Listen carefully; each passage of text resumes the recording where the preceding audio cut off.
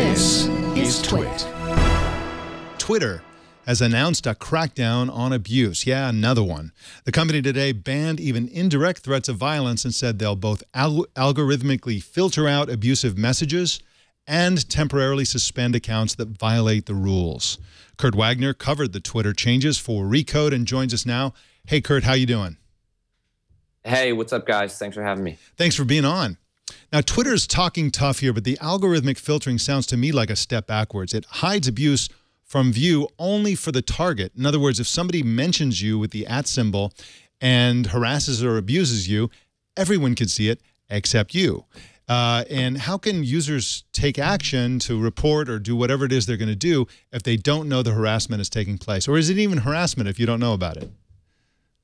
Well, I think the idea is that they feel that they're protecting users by hiding this information from them. I think you bring up a really good point, which is that if someone's, threatening me, if anyone should know about it, it probably should be me, right? Because I'm the one who needs to either alert someone or at least if it's a legitimate threat, potentially even, act outside of Twitter on how to protect myself. But I think what their hope is that there's probably people out there who, unfortunately, when they go to their notifications timeline, they open it up and they see a lot of really nasty, vile things. And it makes it so, why would you ever log into Twitter if that's the experience you're going to have? So they think that they're kind of protecting people by, algorithmically filtering this stuff from people's notifications. Hey, Kurt, is this mostly about people bullying each other on Twitter, or does it have connections back to ISIS and organized groups like that are basically killing humans at this point? I think that this is more for the quote unquote average user. Obviously, the big organizations, certainly they want to combat that kind of propaganda or threats that are happening. But I think more than that is just people are mean to each other on Twitter, right? I mean, if you've ever followed there are certain threads that when you follow, you start reading through the comments, the things people are saying to each other.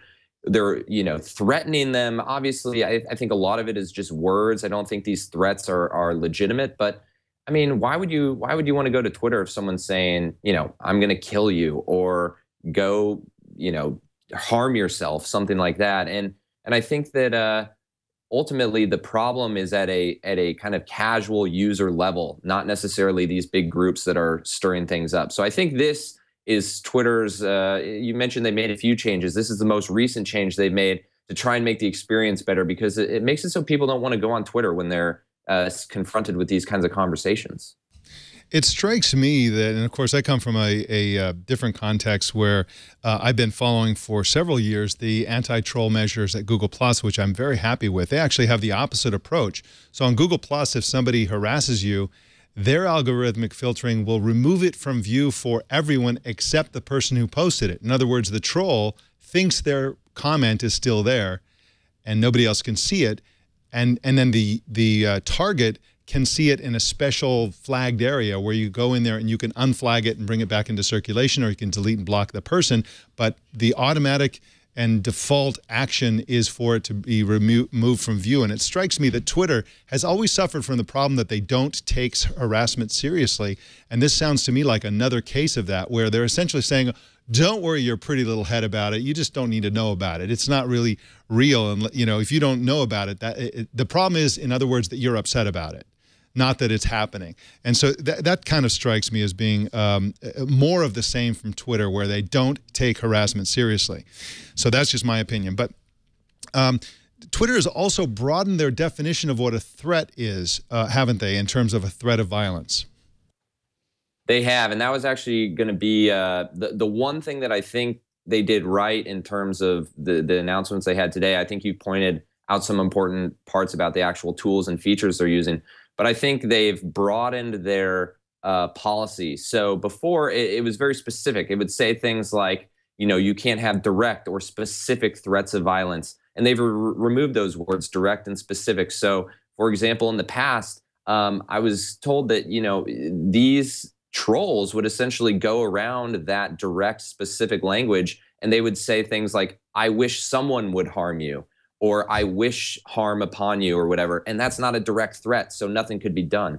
So by kind of removing that those specific words and making it a little broader, they're able to essentially pick and choose a little bit more about what is considered inappropriate or a threat. And so hopefully that means more of this stuff will get taken down because now they're not tied to the language in their own policy.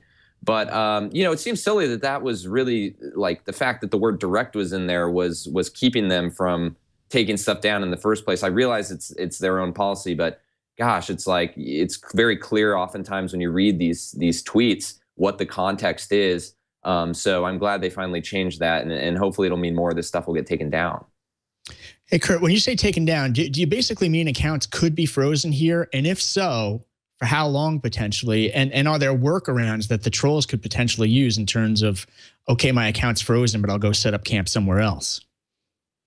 Yeah, and I think that's been a huge issue for Twitter basically since the beginning, and that's because they allow anonymity, right? I mean, you can kind of create as many accounts as you have email addresses for. You can pretty much say whatever you want without attaching your real identity to the account in any way. And so, yes, while you may tweet something and they say, hey, you take this tweet down, plus you're in timeout for, I don't know the specific time. I think they're probably going to test with different times, but, you know, 12 hours, 24 hours, whatever it may be. I mean, what's to stop you from essentially, as soon as you're out of the freeze, coming back and saying things again, or, okay, account number 1 has been frozen, I'm going to move over to account number 2 or account number 3 or so on.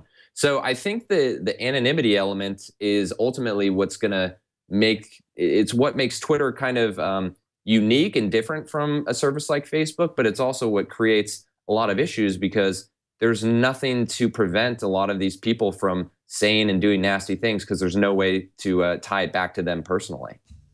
And of course, you know, sticks and stones and all that. But the truth is that people get driven off of Twitter. People actually are silenced.